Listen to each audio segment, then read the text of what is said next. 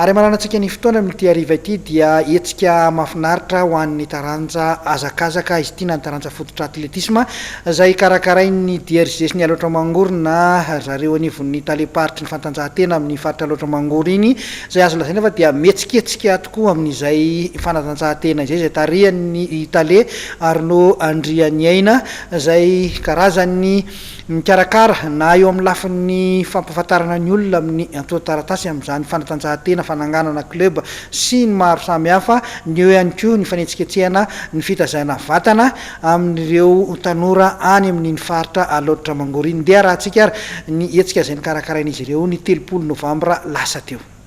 Taorinina Ambatondrazaka dia i Moramanga indray no nandray ny hetsika andao iazakazaka izay karakarain'ny DRGS ny aloatra mangoro. Ny asabotsy 30 novambra lasa teo no nitanterahana ity hetsika andao iazakazaka ity.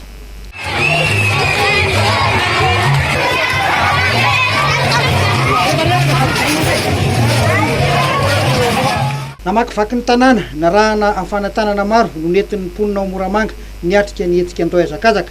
Ninga teo amin'ny Brown Gendarmerie ny azakazaka izay niafara teny amin'ny kianjan'ny Moramanga.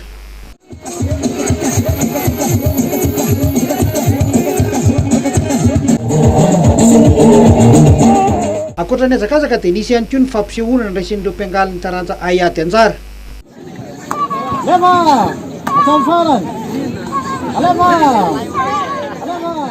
Tsy diso anjara ihany koa ireo tanora nampiseho ny fahaiza-manao ny amin'ny fitaingenana bisikileta.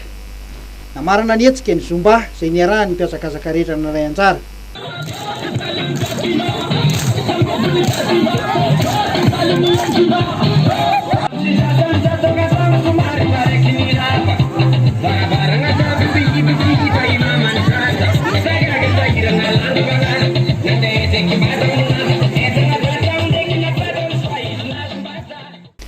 Nambaran'Andriamatoa Arnaud Andrianiaina taleparitry ny fantanjahantena eto aloatra mangoro. Vao atao anatin'ny enim-bolana nandraisany io toerana io dia hetsika maro no an'ny fanatanjahantena rehefa vitany. Isan'izany ny fikarakarana fananana, eo ihany koa ny fampahafantarana ny mponina amin'ny fikarakarana ny atorataratasy mikasika ny groupement sportif. Isan'ny zava-dehibe ihany koa ny famelomana indray ny tranobe an'ny tanora ary tsy diso anjara amin'izany ny lafin'ny fijerena ny fahasalamana eo amin'ireo mponina amin'izay faritra idiran'ny ndao iazakazaka.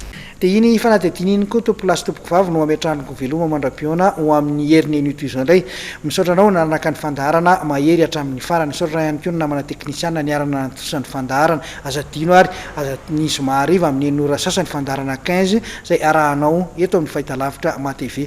Metraka ny veloma mandram-piona ho amin'ny herin'ny an'ito izay veloma tompoko.